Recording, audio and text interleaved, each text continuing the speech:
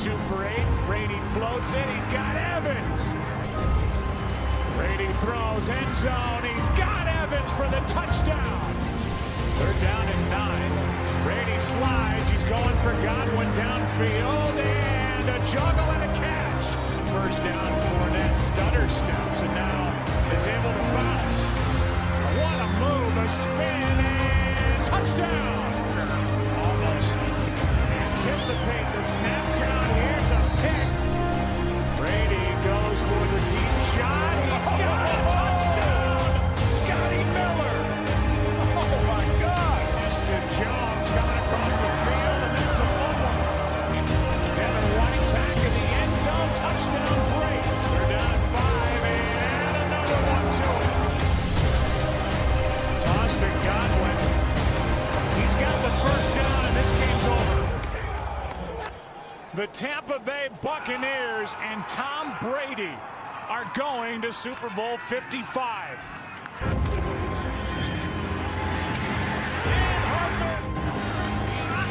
They give it to Hardman again on the end around, and he can turn on those afterburners.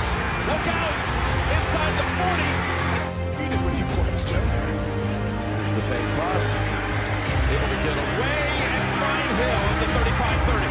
Hill. Kelsey to the 10. Kelsey almost. Stead across the middle to Hill. Don't even know how to bring it down. Look at it go. Oh, Hill. Go back to the flat. Here's Mahomes. Look at underhanded. He throws it for the touchdown. Pass picked off. Fenton has it. Motions, let go, and then give the ball to the flat quickly. Someone pass it. Lobs it up in the air to Kelsey. No one near him.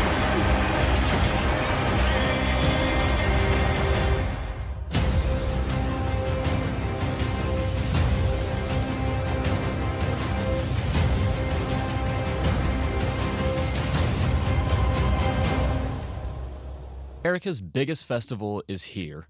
What's up, everyone, and welcome to episode 3 of In Focus 2021. My name is Grayson Singleton, and thank you so much for listening or watching on Spotify, YouTube, or wherever you happen to be finding our show. Coming up on our Super Bowl special today, I'll give you my X Factors, predictions, plus some interesting betting nuggets as we head into Super Sunday. Glad you could join me. Let's have some fun, and let's start with this. If Patrick Mahomes wins the Super Bowl and leads Kansas City to its 2nd consecutive Super Bowl title, Tom Brady's title as the greatest quarterback of all time is now on alert. So what makes Tom Brady great? And let's start with this. What has made Tom Brady the greatest quarterback that we have ever seen? Well, first of all, it's the rings. He has 6 Super Bowl rings. Second, he has records. Almost every passing record that we've seen throughout the lifetime of a career belongs to Tom Brady. Not necessarily single-season records, as Peyton Manning still holds quite a few of those, but Brady over the length of a career is now jostling with Drew Brees for records like passing yards in a career, touchdown passes, completions, and attempts. And it seems like with Drew Brees retiring at the end of this season, it seems as if Tom Brady will hold most of those. Brady has also gone to the Super Bowl nearly 50% of his career. In his 18 seasons, he is about to make his 10th Super Bowl appearance. So why, if he loses the Super Bowl to Patrick Mahomes, is his title of GOAT on alert? Well, for starters, let's look at their careers through the first 3 seasons as starters. Tom Brady in his first 3 seasons threw 69 touchdowns, 38 interceptions. His highest touchdown percentage by completion, or by attempts rather, was 4.7%. And he had a 34-12 record as the starting quarterback. Enter Patrick Mahomes' first 3 seasons. 114 passing touchdowns, 24 interceptions, and a 6.8% of touchdown throws by attempts. He also has half the interception percentage as Tom Brady did in his first 3 seasons, and he's 37-8 as a starter. Tom Brady was also a year and a half older than Patrick Mahomes at this particular moment in their careers. So if Mahomes were to become the second quarterback to win 2 Super Bowls in his first 3 seasons as a starter, the first being Tom Brady, Mahomes would have equaled his championship trajectory and be much more decorated. Case in point, if he wins his second MVP, he would tie Brady for Super Bowl MVPs, but he would already have an NFL MVP to show for that as well.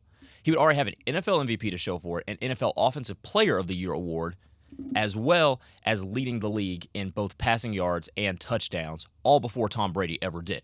So if Mahomes was going to surpass Brady right now, in terms of at this particular standard in their careers, a Super Bowl win would all but solidify that. Now, this isn't to say that Mahomes will be the greatest quarterback ever. A Super Bowl win here wouldn't guarantee that, nor am I anointing him the greatest quarterback of all time if he is to beat Tom Brady on Sunday. But he would have been more accomplished at a much younger age. Plus, he would have beaten the guy he was chasing. Now, the flip side to this is what happens if Tom Brady wins the Super Bowl. Brady, being 43 years old, would now have 7 rings and would have beaten the guy who was supposed to usurp him as the greatest of all time.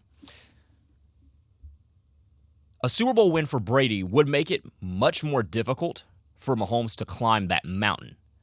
However, it's not insurmountable that Mahomes passes Brady, and the biggest reason for that is just straight up talent and entertainment factor, which I don't think we really give enough credit to. And this particularly comes into play when we talk about where Aaron Rodgers ranks among the great quarterbacks of all time. Because with those guys, you think of Montana, Brady, Peyton Manning. But Aaron Rodgers is far more talented, far more electric, and far more entertaining than them. He just happened to be suffering from bad management and subpar coaching for most of his career, which wasted any Super Bowl potential. In the case of Patrick Mahomes, he's more talented than all of them. He really is. He throws a better ball, he has a stronger arm, and he makes it look effortless. He does things that Brady, Manning, and Montana never did. He's the gutsiness of Brett Favre with the IQ of Tom Brady, with the arm of Aaron Rodgers, and add better mobility.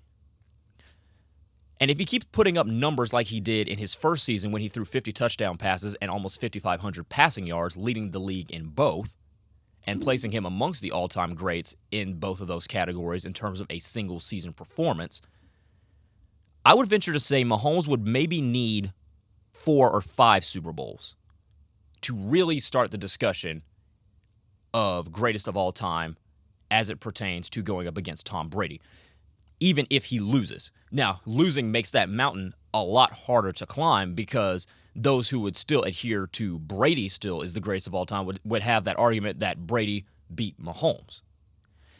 But this isn't the first time that these two have met in a critical situation at this particular juncture in a season. Because if you remember a couple years ago at the end of the 2018 season, they met in the AFC Championship game, and for all intents and purposes, Patrick Mahomes beat Tom Brady. The only reason the Kansas City Chiefs did not go to the Super Bowl that year and Patrick Mahomes did not go to the Super Bowl in his first year as a starter is because Dee Ford lined up offside, which negated an interception that would have ended the game and sent Kansas City to the Super Bowl. So for all intents and purposes, Mahomes has gotten the better of Brady in a postseason game. Now, can he do it without it getting stripped from him? And if he does, and he continues to win more Super Bowls, as we think he will, combined with the generational physique, the generational talent, and the generational style of play, and the entertainment factor, Patrick Mahomes could be very much well on his way with a Super Bowl win to being the greatest of all time, undisputed. Now, he does have a lot of work to do. He's still only 25 years old. We wonder, can he do it for as long as Brady? And it took Brady to his year 41, his age 41 season, to win that 6th Super Bowl. So what if Mahomes wins 5 Super Bowls by age 32? Which is, in all likelihood, very possible, considering how pristine the management of the Kansas City Chiefs under CEO Clark Hunt, GM and Brett Veach, and head coach Andy Reid has been. This seems like it could happen. The Chiefs are on pace, if with a win on Sunday, to be warp speed toward catching the Patriots for the most Super Bowls by a particular franchise, the Patriots and the Pittsburgh Steelers, that is. And we don't see it slowing down because even though they have a huge contract tied into Mahomes, Kelsey, Tyreek Hill, somehow they are able to wiggle around the salary cap and still provide excellent coaching to the stars that they're not able to get, which makes them this perennial contender and this almost insurmountable dragon that we have seen them become after Andy Reid and Eric Bieniemy paired together to run this unstoppable offense. So that's our main storyline today, is Patrick Mahomes versus Tom Brady. And last week, a lot of people were wondering, if Mahomes loses, can he ever catch Brady? And in terms of championships, he may not, because Brady would now have 6 more. But if we look based on numbers, Patrick Mahomes will blow Tom Brady out of the water given health and longevity. And I think this is very clear. As we've seen through the first 3 seasons, Patrick Mahomes is the greatest quarterback of all time in his first 3 seasons as a starter. In terms of how he compares to Brady, he's thrown double the touchdowns, nearly half the interceptions, 6 times the touchdown percentage, and half the interception percentage. He has 3 more wins and 4 less losses. So at this stage in their careers, Mahomes is better. Mahomes is the greatest quarterback of all time through 3 seasons.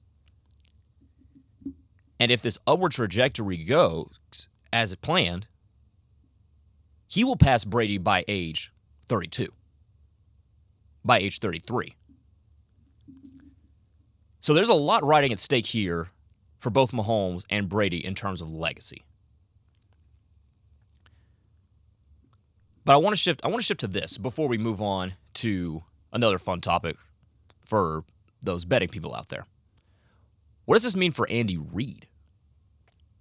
Because Andy Reid is somebody who took the Eagles to back-to-back NFC Championship games in the early 2000s, winning one and then losing the Super Bowl to the Patriots in, I believe, 2004. He's now taken Kansas City to 3 consecutive AFC Championship games, winning 2 of them. Age is the thing that has Andy Reid in a bind when we talk about comparing him to greatest coaches of all time, putting him in the category with the Bill Belichick's and the Bill Walsh's. Andy Reid needs this Super Bowl. And I believe Andy Reid needs the Super Bowl more than Patrick Mahomes does. Because the clock is ticking on for how long Reid will be coaching. I believe Andy Reid is in his late 60s, mid to late 60s. And even though we've seen Bill Belichick plan on coaching well into his 70s, same with Seattle's Pete Carroll, we don't know if Andy Reid is planning to do that. Andy Reid has said that one day he will step aside once he identifies an appropriate successor. We don't know if that's going to be Eric Bieniemy, and with the way he's going with Eric Bieniemy's struggles to find a head coaching job in the NFL, Eric Bieniemy might be on that Kansas City staff for a while, and he might be the heir to Andy Reid. Now, I don't believe this will be the case, but the days of Andy Reid are numbered to a point where, with only 1 Super Bowl, he's going to need to win this one to get 2. Because right now, with 1 Super Bowl, you're in the conversation with the Tony Dungys of the world, with the Sean Paytons of the world. Great coaches, but that only had 1 ring. That sets them apart from guys, and Mike Tomlin as well. And that's going to set you apart from guys like Belichick, like Walsh, Shula to a lesser extent, Tom Landry, and Jimmy Johnson.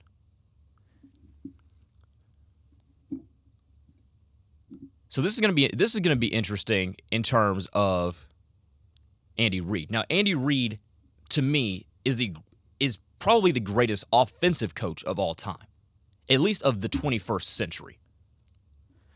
the way he's able to disguise plays, diagram his team to success, I think he is the most innovative coach we have seen in a very long time. Probably since Bill Walsh introduced the West Coast offense when it wasn't very popular. Similarly, Andy Reid did that with the spread air raid offense with a bunch of speed and an electric quarterback and basically not having a very good run game. As a matter of fact, Kansas City is the only team that we have seen in the 21st century that has gone to the Super Bowl this many times and has enjoyed this level of success without really having a steady run game. Now, they can run the ball, but they don't have to.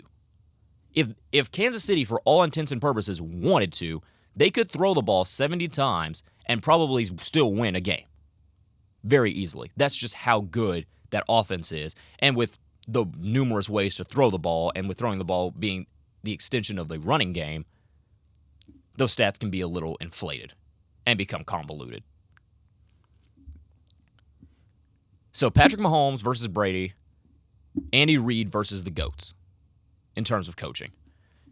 So those are our leading storylines for the Super Bowl today. Now, of course, I will get to my predictions in a minute. I'll get to that at the end of the show, rather. I'll also get to some X Factors coming up in probably about 6 minutes. But I want to have a little fun here with this next segment, and we're going to do some prop bets here. Now, prop bets are one of the most fun things about the Super Bowl outside of the game itself, and it's right up there with the commercials and what kind of TV people buy. Yes, that's actually a thing that people will buy new TVs specifically for the Super Bowl.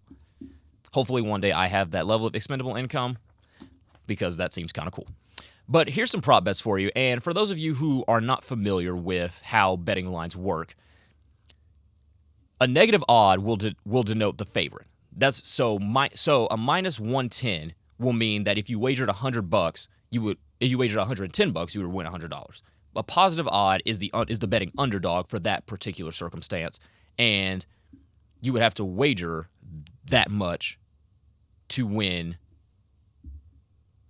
that amount of money. I'll explain as this goes on. So basically, a plus 110 would mean you have to wager $100 to win 110 because you're betting on the underdog, making your bet more profitable. So here's some prop bets for you guys. So the first one, will there be a 2-point conversion attempt?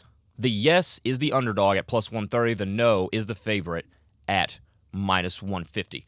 So in terms of this one, I would actually bet the no, or the yes rather. I would bet the underdog here because Byron Leftwich, the offensive coordinator for Tampa Bay, and Andy Reid, the head coach for Kansas City, are very innovative. They get very creative down on the goal line. And judging by both teams' kicking woes that have happened throughout the season, I can envision a scenario where one team would have to mathematically go for two to try to keep the game within one possession or make the score more favorable as opposed to kicking that extra point. So I believe there will be a 2-point conversion. Now, this is one of the bets that surprisingly didn't hit in Super Bowl 54 last year between the Chiefs and the 49ers. There was not a 2-point conversion in that game. And as a matter of fact, if you want to bet the yes and the underdog here, a team has gone for 2 in 8 of the past 11 Super Bowls. Now, the convoluting thing here is that neither team went for 2 that much this regular season. So, something interesting to keep there. Number 2, will either team score in the first 5 minutes? Now, this is going to be even money as both the yes and the no are at minus 110. And to me, this depends on who gets the ball first. And as a matter of fact, I would venture to say no. Because I believe if Tampa Bay gets the ball first, which I believe they're the away team, so they have the benefit of choosing the coin toss. And I believe that they probably will get the ball first, and if that's the case, I don't believe they score in the first 5 minutes. Just because of how that offense moves. That offense moves rather slowly. I mean, you have a 43-year-old quarterback. That's kind of predictable. And they run the ball a lot. They run the ball downhill with Ronald Jones, or they'll run it downhill with Leonard Fournette, and they'll take their time in the huddle and then complete a 10-yard pass. And that's just how they move the ball down the field. as opposed to Kansas City, where they might run the ball, but then they might hit a 50-yard bomb at some point. So I believe Tampa Bay will get the ball first. I would take the no, that neither team will score in the first 5 minutes. This might be my favorite one. Will either team score in the final 3.5 minutes? The yes is the favorite at minus 170, and the no is the underdog at plus 250. So if you're risky and you want to say no, you'll be in position to cash in, because you would basically be wagering $100 with the possibility of getting $250 back. I would take the yes here. I know it's the favorite and it's not as lucrative and as risky as a bet at minus 170 as opposed to plus 250, but this is, according to Westgate Superbook in Vegas, this is the most reliable prop bet in recent Super Bowl history. And so this is the reason this is because the last true blowout took place in Super Bowl 48 when the Seattle Seahawks basically romped Peyton Manning and the Denver Broncos 43-8, and there was really no reason for either offense to score in the final 3.5 minutes. The 6 Super Bowls since that have been decided by an average of 8.8 points, and each of those games have featured a score in the final 3.5 minutes. As a matter of fact, last year there were 2, both by Kansas City. This prop is hit in 22 of the past 27 Super Bowls. And right now, the line is set at -3. Kansas City is the favorite. And I'll get to that in a minute if I choose Kansas City to cover, if I'm choosing Kansas City at all, and if I'm going to take the over the under. We'll get to that in my predictions part of this show. Total sacks by the Buccaneers defense.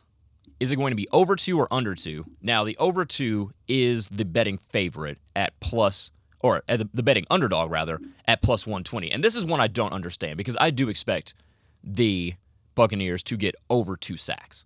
I expect them to probably get 3. And most of that is due to the fact that left tackle Eric Fisher for Kansas City is out with a torn Achilles. And seeing how Jason Pierre-Paul and Shaq Barrett basically were right in Aaron Rodgers' lap a couple weeks ago in the NFC Championship game, I expect them to get to Mahomes. Now, do I expect them to get there at timely plays when they really need them? Maybe not. But I could expect a couple sacks, maybe a sack for a 3-yard loss by Vita Vea or Ndamukong Suh at some point. So the fact that they're going over 2 at plus 120 is a little shocking to me. The under 2, by the way, is the favorite at minus 140. So do with that as you must if you're a betting person. Westgate says here that Tampa Bay generated the 3rd highest pressure rate in the NFL during the regular season. They had a pressure rate of 27% of the opposing quarterback's dropbacks. 6th highest sack rate after adjusting for strength of schedule. And outside linebacker Shaq Barrett led all edge rushers with 76 pressures, which combined sacks, hits, and hurries. And he was credited with the 3rd highest pressure total at his position by Pro Football Focus. And here's our last one. Will Patrick Mahomes throw an interception? And the betting favorite for this is predictably no, at minus 120. The yes does have a plus 100, so just to make you think, that might be one that you might want to take the yes for. But Mahomes was the most accurate passer this season and one of the most disciplined. According to Sports Information Solutions, he had an on-target rate of 71%. That's 10th best in the NFL. And he did not toss the ball into coverage. He only did that 11% of the time, which is the 3rd lowest rate of into coverage throws, behind only Russell Wilson and Aaron Rodgers. He was only intercepted 6 times over 588 passing attempts, which is 1% of the time during the regular season, and he has yet to be picked off in the postseason by either the Cleveland Browns or the Buffalo Bills in the AFC Championship game. So there's some prop bets for you if you are a betting person. I know some people watching this probably are, so we wanted to do something fun for that. Let me shift to this. X factors. The underrated pieces of the game that could have very big impacts. And these X factors are magnified this season particularly because these teams played each other in Week 12 when Kansas City won 27-24. Now, if you actually remember that game wasn't really that close. That was the game where Tyreek Hill ran roughshod over the entire Tampa Bay Buccaneers secondary in the first quarter. And then Tom Brady came back to try to make it a game, and it ended up being a 3-point game, even though it felt more like a double-digit loss. So here's some X factors for you, and number one is Todd Bowles. Basically, for the reason I just outlined, Todd Bowles is going to have to figure out how to get his secondary to cover people. His secondary is not full of people who are very fast, but they are very coverage savvy. However, they do have a weakness at the left cornerback position, and that is Carlton Davis. Now, in Week 12, this matchup was exploited drastically and dramatically, might I add, because for some odd reason, Todd Bowles left Carlton Davis one-on-one on multiple occasions against Tyreek Hill, the league's fastest receiver, and who is becoming one of the better all-around receivers in the NFL this season. Carlton Davis was torched by Tyreek Hill not on one play, but 2 plays for a total of 2 receptions for 119 yards and 2 scores. That was all in the first quarter. Now, he did add another touchdown later in the game and many more receptions, as I think he finished with 200 receiving yards. But on those particular plays, Carlton Davis was dusted by Tyreek Hill with no safety over the top. Now, what's good about this is that Todd Bowles is getting back his starting strong safety, Antoine Winfield Jr., who might be the leading candidate for Rookie of the Year on the defensive side of the ball. So I'm looking for him not only to figure out how to make sure that he doesn't get beaten over the top a million times, but I'm looking for him to take advantage of Eric Fisher not being available. And as I mentioned before, Eric Fisher is out with a torn Achilles that he suffered in the AFC Championship game. So that means tackle Mike Remmers is going to be starting, and likely lining up opposite him will be Jason Pierre-Paul, who had 1.5 sacks last week against the Green Bay Packers in that win.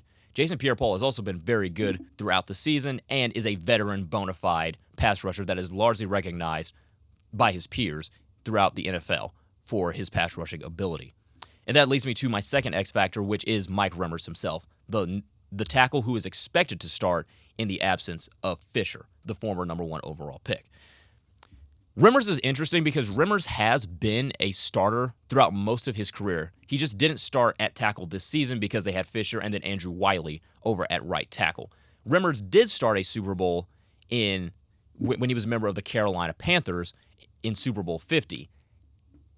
And if he repeats that performance, that's not going to go well for Kansas City because Remmers was taken advantage of by not just Von Miller, who would go on to win that Super Bowl MVP, but also Shaq Barrett, who, guess what, is now on the Tampa Bay Buccaneers and could possibly line up opposite him at some point during the game. Shaq Barrett was on that Denver Broncos team that won the Super Bowl 5 years ago. And as a matter of fact, Shaq Barrett would join a lengthy list of players, but a special list of players that have played for both Peyton Manning and Tom Brady. X factor number 3, Scotty Miller. So last week, Scotty Miller became probably a household name for his torching of Kevin King on that last play before halftime in the NFC Championship game. This week, he's going to go from the number 3 receiver to the number 4 receiver as Antonio Brown is expected to be available for the Super Bowl after being out due to a knee injury in the NFC Championship game.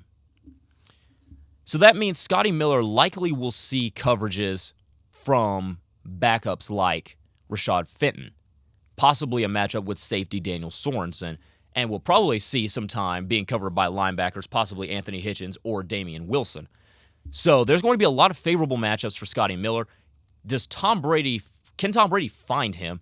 And does this offensive line of the Buccaneers, which I'll get to eventually, do they give Tom Brady enough time to go through that progression and get to that 4th receiver, which could be Miller, or he could be a 5th receiver if you include the tight end, or possibly a running back coming out of the backfield.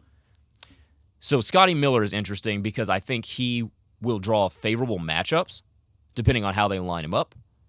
And there won't be much attention to him because Antonio Brown, who we've talked about before, is only 2 years removed from being recognized as the best receiver in the NFL.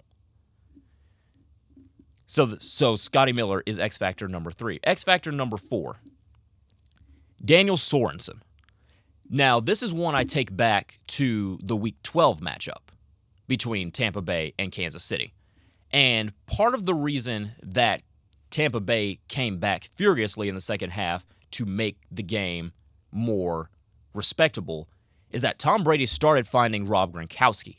Rob Gronkowski led the Kansas City Chiefs, or the Tampa Bay Buccaneers, with 6 receptions for 106 yards as the Buccaneers climbed back in the game. And a lot of times, the guy covering him was either Anthony Hitchens or Daniel Sorensen, whether Sorensen was matched up on Gronkowski at the start of the play or just happened to be over the top of him.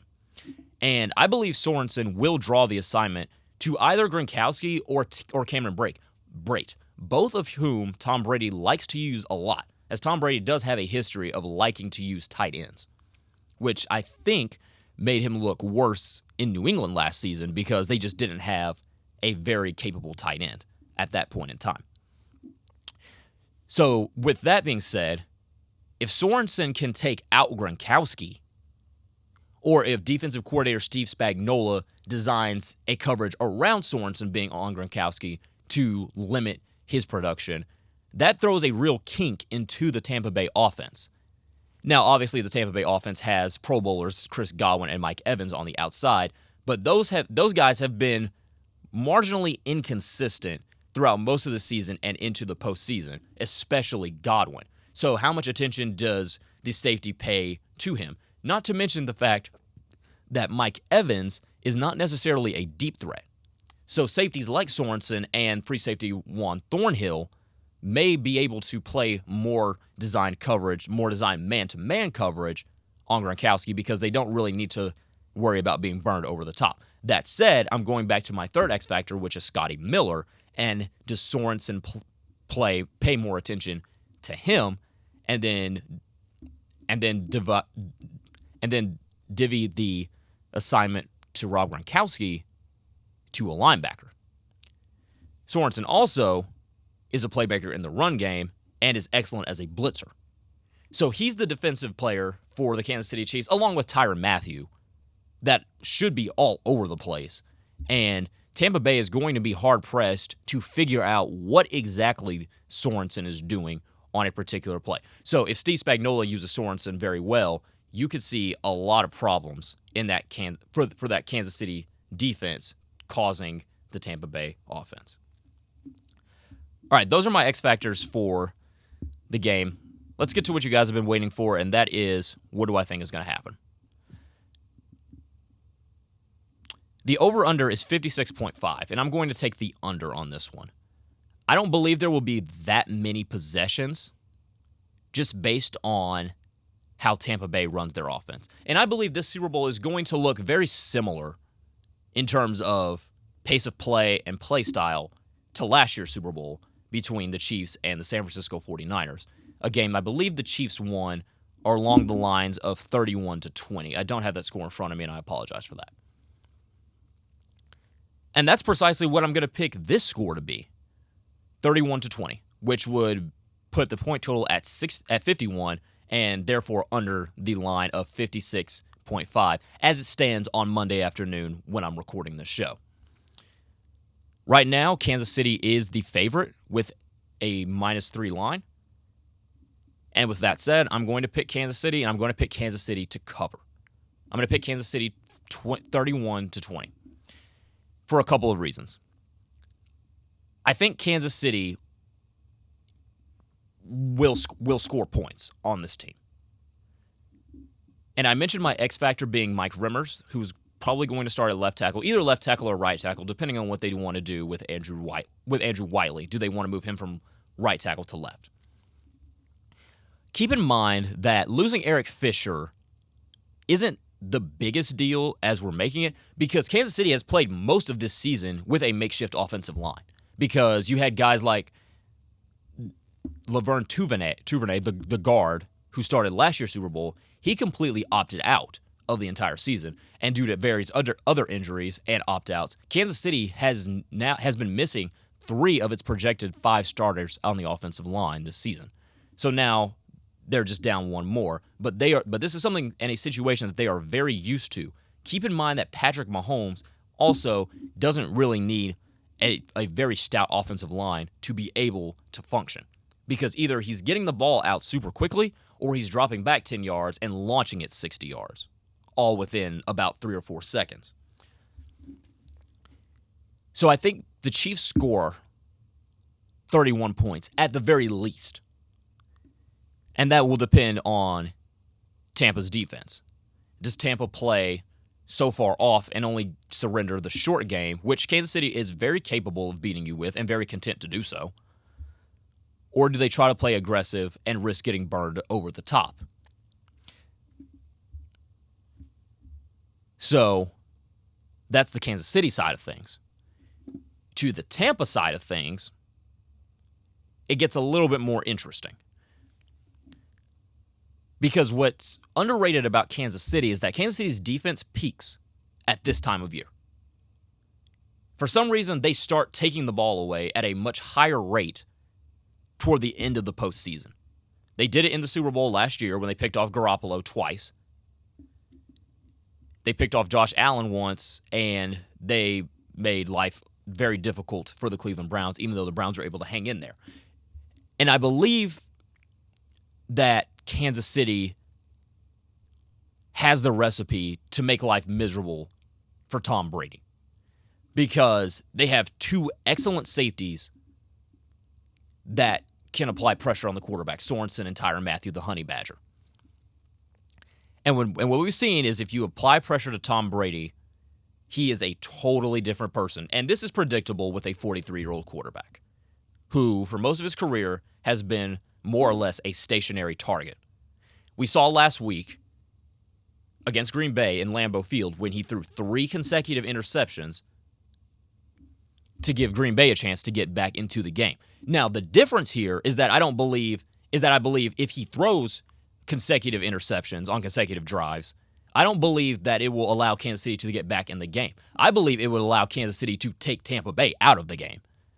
Because if you keep giving the Chiefs more and more possessions and more opportunities to confuse, befuddle, and wear out your defense, Kansas City very easily could make this a Super Bowl that is very forgettable if the Buccaneers are unable to answer Steve Spagnuolo's defense and his exotic blitz packages and pressure packages that he will throw at Tampa Bay. Considering this, that even though Tampa Bay has played with a more consistent lineup along the offensive front than Kansas City has, Tampa Bay's offensive line is considerably worse than Kansas City's. It really is. And the left side of that offensive line is a problem. And that is the side Pro Bowler Frank Clark rushes from, and also the side that sometimes Tyrann Mathieu will come from. So if you're Tampa Bay, I think their offense looks extremely different. I think you have to leave running backs in the backfield. I don't know if Tom Brady is going to have 5 pass catchers on every single play. I don't think that's smart. Not to mention that on the other side, you have to deal with Chris Jones, the 6'7" defensive tackle. Now, if Tampa Bay is to win this game, the score would probably have to look more like 23-20, 23-17, or something along those lines. But I am not confident that Tampa Bay can just run up and down the field with Kansas City. I'm really not. And part of it is because I'm not confident in their offensive line. I'm really wondering how their receivers are going to look, particularly Godwin and Evans on the outside. And I'm definitely not confident in that secondary. And Aaron Rodgers and his patchwork of receivers outside of Devontae Adams gave this secondary problems. And probably would have done more had a holding call been called against Sean Murphy-Bunting on the interception. But this is an entirely different Kansas City crew at the receiving core. Pro Bowler at receiver. All-Pro at tight end who led the league in receiving. Another guy in Hardman that can run by anybody. if you're Tampa Bay, your job is to make sure that Kansas City does not make this a track meet. And I believe Kansas City will want to make this a track meet. And I believe if they do, Kansas City will come out with its second consecutive Super Bowl, and we will then be talking about how long is it until Patrick Mahomes catches Tom Brady as the greatest quarterback and most accomplished of all time. Well, that'll do it for our show today. Super Bowl 55 is here. I'm Grayson Singleton. God bless. Keep cool. And if you're in Oklahoma, please stay warm, everybody. Enjoy the game. We'll see you next week.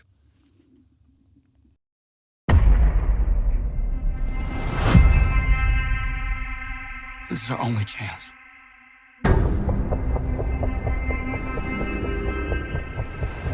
We have to take it.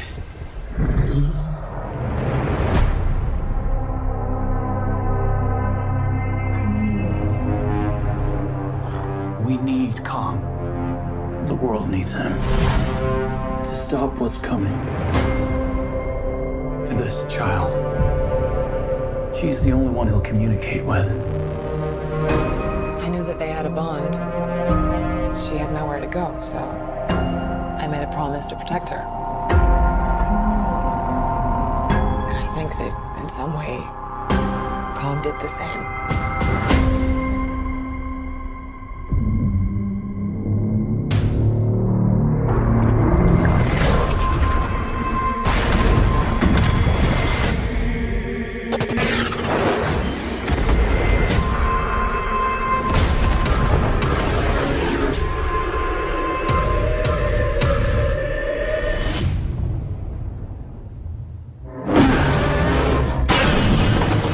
It's Godzilla.